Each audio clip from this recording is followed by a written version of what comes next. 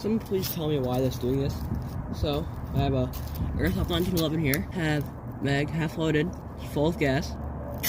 See? Every single shot is locked back like that, and I have to keep on pressing down the hammer here, and it keeps on wanting to get stuck. So, look, I'll shoot up close.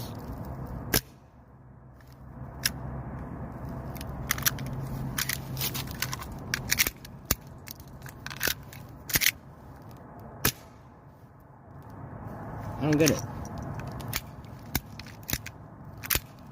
I just lubed it too.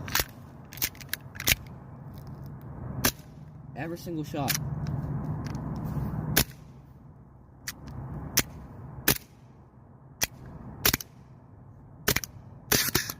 And then it just does that. I'm not even out of BBs. Someone please tell me what this is doing.